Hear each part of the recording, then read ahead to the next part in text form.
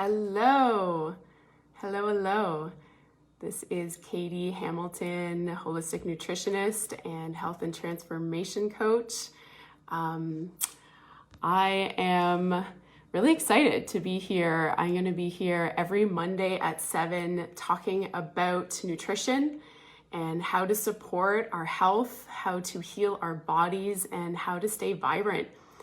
And so how the setup is going to be is that I'm going to talk about something that is helpful and I'm passionate about, and then at the end I'm going to take questions and I will provide answers. So if you have questions while I am talking, feel free to just enter them into the chat, and then I will go back and read them to just to be able to support you. So today's, I've made some great notes.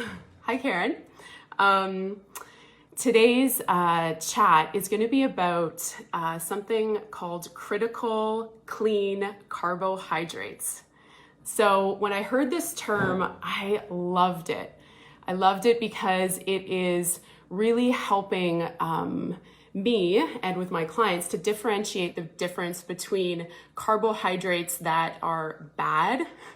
I don't even like using the word bad, and the carbohydrates that our body depends on, okay?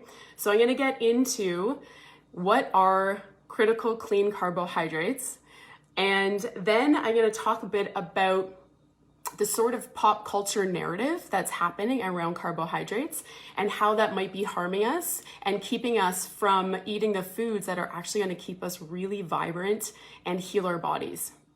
And so I'm going to get into some carbohydrate myths and dispel any fruit fear that is out there, okay? So let's start with what are critical clean carbohydrates. And I'm going to shorten that because or else it's going to be a really long talk. And I'm going to call them carbs, glucose, or sugar.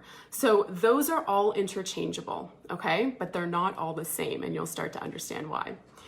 So first of all, these are your body's ideal source of fuel, right? So every cell in your body uses glucose, which is the breakdown of carbohydrate, a specific glucose that we'll talk about. So glucose to fuel itself, okay? And these critical clean carbohydrates are fruit, all fruit, raw honey. Yes, raw honey is a medicine and it provides incredible glucose to the body.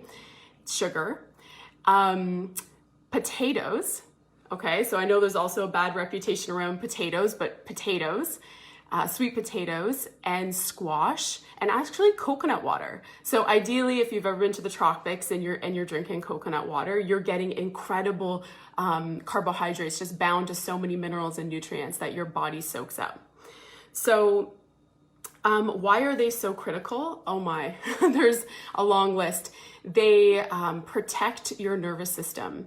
They fuel every cell in your body. They help to rebuild your muscle tissue. They fuel your brain, and they are a big part of the brain tissue, because even though there's a mistruth and untruth out there that the brain is primarily fat, it's actually not. It's mainly carbohydrate.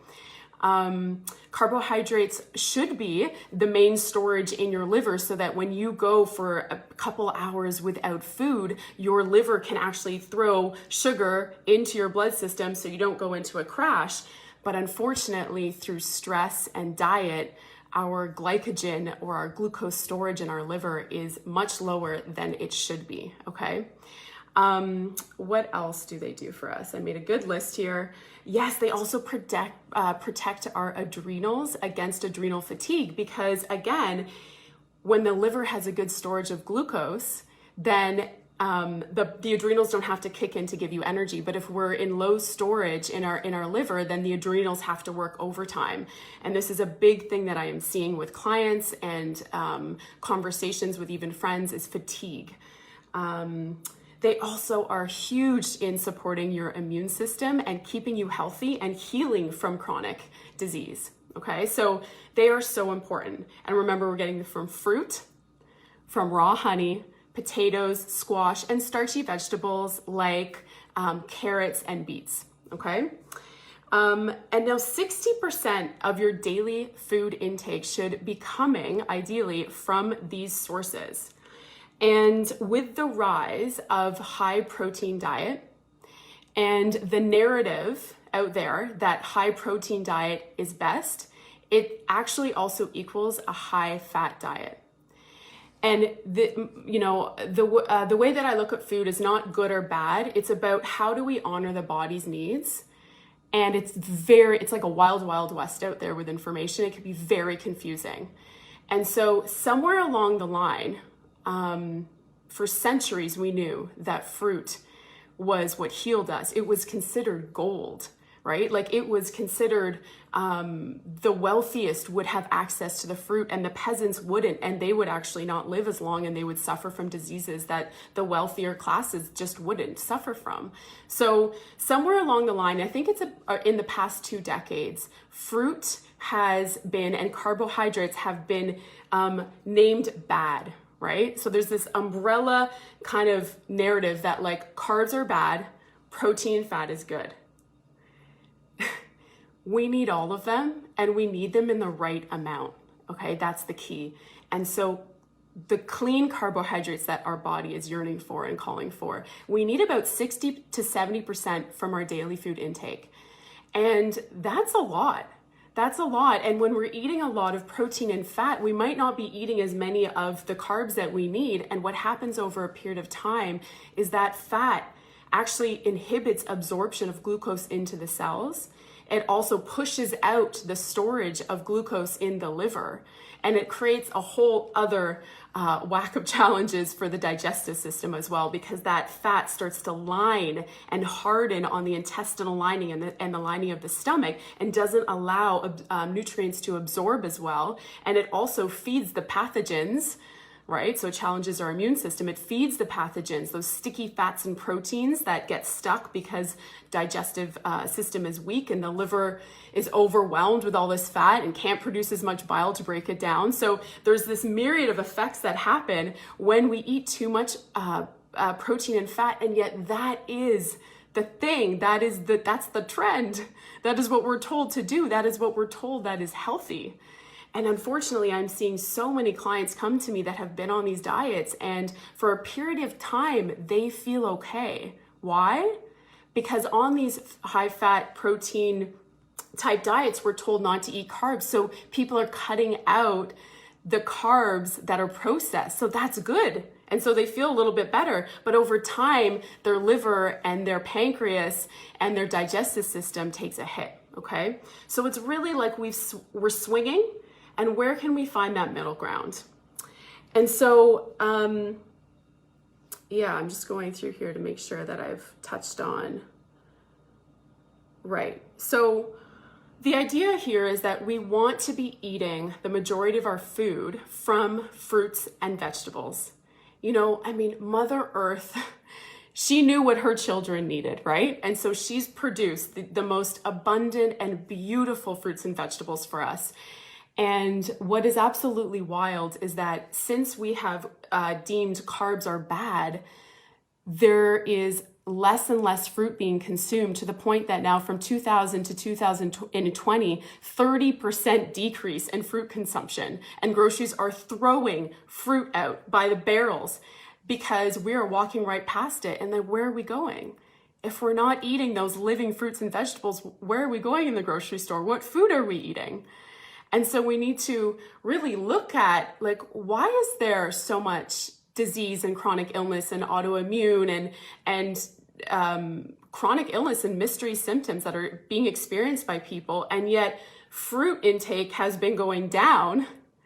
So what's going on here? And yes, we're exposed to more chemicals than ever, which also feeds the pathogens, but it's not the fruit that's harming us. And yet that is one of the first things that is to blame. I have not had one client come to me who has not been afraid of eating more fruit because they were told it would make them fat or the sugar is bad. So let's get into those details, okay? Carbohydrates are not made the same, okay?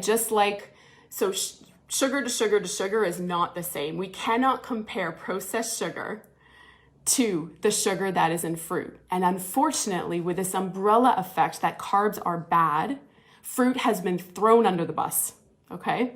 And just an example, would you say that water from a stream in Switzerland is the same as water from your toilet bowl? No, it's not. And so it's the same with sugar. It is not all made the same. So fruit sugar, the sugar found in fruit, is bound to phytochemicals, antioxidants, minerals, vitamins, antivirals, antibacterials, antifungals. It is the very thing. Sugar, the glucose, is like the guy that unlocks the key so all of those nutrients can get into your cell. So it's basically like walking along with a backpack, and it has all these nutrients in its backpack, and the cell says, yeah, I recognize you. You can come in and deliver all your nutrients to the cell. Whereas sugar that has been processed and stripped of its nutrients doesn't have any of those things, okay? And in fact, it actually feeds the pathogens. Whereas the sugar in fruit kills the pathogens in your body. I mean, the vitamin C in fruit is one of the most profound things that you can do for your body at this time to boost your immune system and support yourself, to be to give your body the strength to discriminate against all of the pathogens that we're exposed to, far more than COVID. We have been exposed to pathogens as long as we've been here, right? And so what has been keeping us healthy is that piece of fruit that you ate that one morning. And when we're looking at good and bad, we have to look at a spectrum. So fruit sugar is at the absolute 100% life-giving, I mean, the most potent healing food you can put in your body. And processed carbohydrates, candy bars, you know, I'm so out of eating processed sugar. What else is there? Muffins, donuts, pizza, chocolate bars. I said that. White sugar, brown sugar, that would be on the other end, right? And so when we say carbs are bad, we really need to understand what we're talking about and not use that umbrella term. And we cannot say sugar is bad when glucose from fruit is the very thing keeping you alive and feeding every cell in your body, right? So I really wanted to bring that forward because I actually, even though I went to school for studying the body and kinesiology at Mac and holistic nutrition, I was so indoctrinated in this fear that I was afraid to eat a banana because I thought a banana would make me fat. I thought a banana, nope, that's too high in sugar. That was the mantra that was going through my head. Carrots, no. Beets, too high in sugar. And, you know, it wasn't until, and I'll share more on other Mondays, it wasn't until I actually became ill with brain fog, chronic fatigue, and just wicked digestive issues. And I suffered for 10 years, and my own industry kept telling me, well, you have low iron, you're low energy, you gotta eat more meat, eat more protein. Well, let me tell you, I packed on the pounds, my liver almost shut down on me, and my iron levels just dropped even more. And it wasn't until I found out the reality of what is underlying my health issues that I was, Oscar said, so glad to hear fruit is good. It is good. So if you've been eating it, you are good. You are doing great things for your body. It wasn't until I discovered what was underlying my issues with the pathogens and the amount of heavy metals that we're exposed to, and the toxins and the fats and the proteins that I was just asking my body to process. And I took a break from that. And no, this is not an anti-meat conversation. I eat meat. I just increased the amount of fruits that I ate, and I mean, just, it was unbelievable what happened. And I'll get more into that story on different Mondays because that's really relevant, and I think it's really inspiring to hear. But it really was when I started to welcome in more fruit. I don't know if you can see behind me, but like, if I don't have a whole whack of it in my house, I just don't feel great. Okay, so I want to just get into the myths that you might have been exposed to, and I really want to help you dispel them and to just plant seeds of different narratives and stories that can be empowering for you. Okay, so myth number 1 is fruit sugar is bad. And I think I kind of covered that in a pretty solid way. And so that would be myth number 1. So if there's anything that you're going to take away from today, it's fruit sugar is life-giving. It's the opposite of bad, okay? And I invite you, I start my day every day with this, and this has been the takeaway from all my work with clients, that even years later, they'll be like, oh my gosh, I'm still doing my fruit bowl and I feel so good, and my family's they feel so good.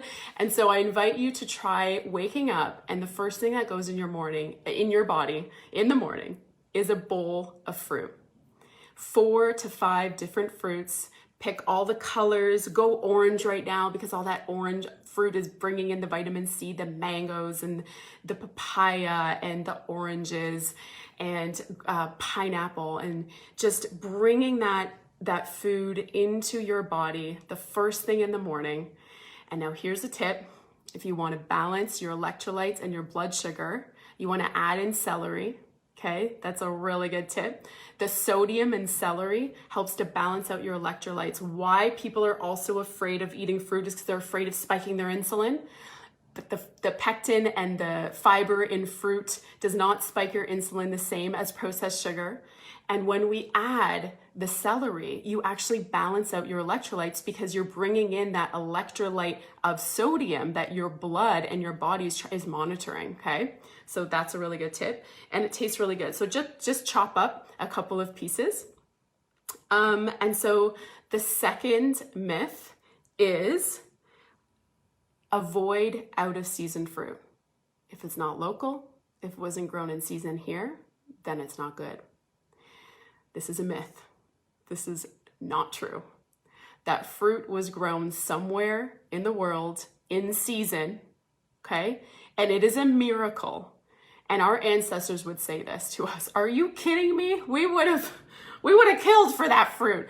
And it is sitting in your grocery store, delivered to your grocery store. I mean, there's still towns that I drive through that do not have access, and this beautiful fruit is not brought to you. I mean, here in the city, we are so fortunate, and we have access to this incredible healing fruit. It was picked in season where it was grown, and it was grown in soil that our local fruit we don't have exposure to. So we're also getting different minerals and vitamins and phytochemicals and compounds that we haven't even been able to study or understand. And we get to eat that and put that in our body, okay? So it's just simply not true. Okay, I will get to your question when I'm done, yes. And myth number 3 is fruit picked unripe doesn't have nutritional value, okay? So we go in, the kiwis are hard, we question, is this gonna really give me what I need? And the reality is, yes, it will, okay? Because the farmers know that fruit has a window of time to be picked, and it can be picked before ripe, and it will ripen off the vine. And this is just the miracle of Mother Earth. This is the miracle and the awe that we all don't necessarily have the science behind, but if we can trust it, that kiwi will ripen on your shelf. And if it doesn't, which happens to me once in a while, then that means that it was picked too early. It wasn't picked in the window. But there is a window, and that fruit knows that, and it's taken off the vine or it's taken off the tree, and it will still ripen on your shelf, on your, wherever you keep your fruit. Oh, best to keep it out of the fridge, by the way, before it ripens, right? Unless you want to slow down ripening. And it will reveal and become full of those nutrients that you need. Now, is it as ideal as being able to pick it from the tree and put it in your mouth? Absolutely not, because that's the way that Mother Earth intended for us to eat. When that happens, of course, everything is at its peak. The energy of that food, it's at its peak because it's connected to its life source. So yes, that life source will diminish, but not to the point that we want to walk by that fruit, because that is the very thing that the body needs, okay? So, myth number 4 is fruit feeds candida. It doesn't. I don't know how many clients have come to me and said, oh, no, I can't do that because that's part of my bloating issue. That's part of like I have candida, I can't have that. And I was told that 2 years ago. And I was on that bandwagon too when I was early in my coaching in nutrition, like 12 years ago, when I believed that. And that's what I was told until I found otherwise. And it's not true. Fruit does not feed the bad guys in your stomach. It kills it. It's actually your biggest defense against them. And when we're dealing with candida, what is actually really underneath that is strep bacteria. That is the cause of the inflammation and the bloating and the gas and the pain and the beginning of really challenging digestive issues. And what do we need to kill that strep bacteria? Fruit. And each Monday, I'm going to introduce a different fruit, maybe a couple. I'm going to talk about in more detail about what they are doing for your body exactly, because when you start to understand, you will develop a reverence and a respect for this food like no other, okay? And so just know that that is not true. Now, processed sugar will feed the fungus and the bacteria and the viruses in your body. So will a whole bunch of other food. And again, we'll get into that on another Monday. So just know that it's not the fruit. So when you are told by your doctor, when you have nagging symptoms of indigestion or any symptoms at all, and your doctor says, don't eat fruit, it's too high in sugar, eat more eggs, eat more protein, know that they get maybe 2 to 3 hours of nutrition education, and that's not their expertise, and that's okay. And they're just following what they've been told. And what they've been told is based on something that's not true, okay? Again, remember that umbrella, all sugar is bad, all fruit and fruit's thrown under there. So I hope that this has inspired you, brought some new understanding and awareness around the food that you're eating, and you can start to become more aware of your food choices and where they come from, because often we make choices based on belief systems. And belief systems are essentially narratives and stories that we've been told over and over and over again to the point that we believe it. And if we believe something so intensely, it becomes a law. And then our reality follows that. So if our reality is that fruit is bad, sugar is bad, carbohydrates are bad, then we're actually avoiding one of the most important foods that is protecting you against this COVID little bug that's out there and every other bug that's out there. And it is also glucose is the main building block of your muscle tissue. It's not protein, despite what people will tell you.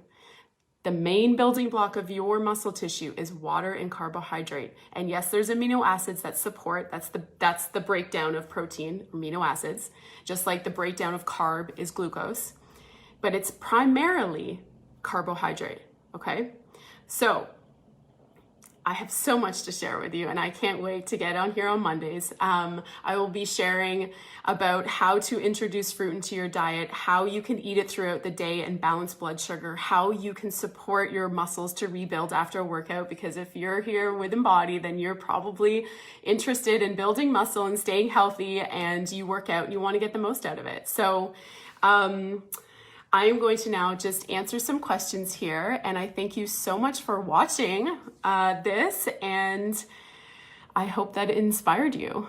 Okay, so glad to hear that fruit is so good. Yes, Oscar.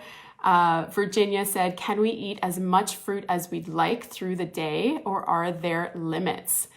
Well, so 60 to 70% of your food intake should be from fruit. So I find personally, I have a fruit bowl in the morning, and then throughout the day I snack on fruit, but I like to combine it with a salty vegetable. So whether it's cucumber or celery or spinach, or I'll do something I call a salad bomb, and I'll literally just take sprouts and put them in my mouth, because when you combine that orange and mango with the salt from not table salt, that's not the same. The salt clusters in vegetables are quite different. You're balancing your blood sugar, okay? And you can snack on that throughout the day. In fact, that is an incredible snack to keep your brain fueled. And if you're working a lot on your computer, our brain overheats, right? If you're focused on, and using your mind and you're not taking many breaks, your brain will overheat. I feel it. And the coolant for your brain is fruit sugar. It's actually a coolant. So it's just like after a stressful event, you want to eat something sweet. You do want to eat something sweet. It's like after the doctor, the kid gets the lollipop, but you just don't want it to be from the processed sugar. The body's craving it from the healthy sugar. That's the difference, okay? Paula, oh, that's awesome. Thanks for being here. And how much celery should we eat each day? Well, celery is, like I said, you want to combine it. So two of those pieces of celery in your fruit bowl would be great. That would be enough. And then 2 of those pieces with your fruit snack would be wonderful. But you can chomp on celery throughout the day. I mean, celery is an absolutely incredible herb. It's actually not even a vegetable, it's an herb. And it provides you with a lot of living water, okay? I hope that answers your question.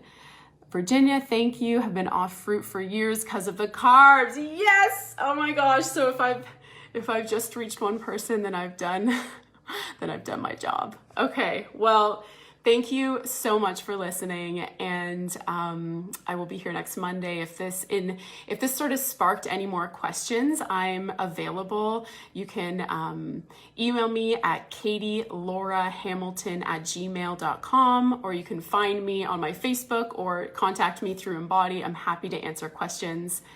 Are there specific fruits for specific issues? My sister has always eaten berries as a part of her anti-cancer treatment. Absolutely there are.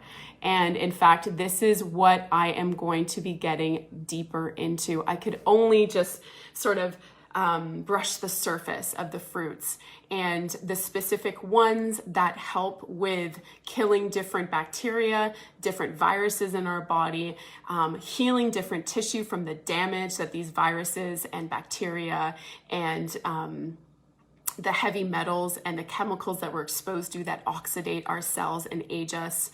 And what is your advice to diabetics with regarding to fruit?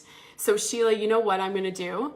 I'm going to do a little talk then on a Monday. These questions are already inspiring me for future talks about diabetes. And I'm going to dispel some myths around sugar and really get into the science behind what is creating diabetes, what is creating insulin resistance, and the misleading information out there about what food to avoid and what to eat when you have diabetes. So that will definitely be an upcoming talk for sure. That is really important. And no, you do not have to avoid fruit when you have diabetes. In fact, actually it will help heal. So we'll really get into understanding the more biochemistry behind that, okay?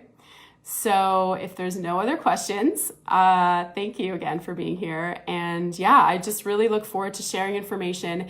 If you ever want one-on-one support, I am available and so excited to help my clients get the information into their hands so that they can heal at the root. We do not have to suffer from so many of the diseases and mystery illnesses that are out there. And when I got this information, it changed my life, and it's been changing my client's life. And it's a deep, important mission that I have here to support you to get this information and heal. Okay, so have a wonderful evening, and I will see you next Monday. Ciao.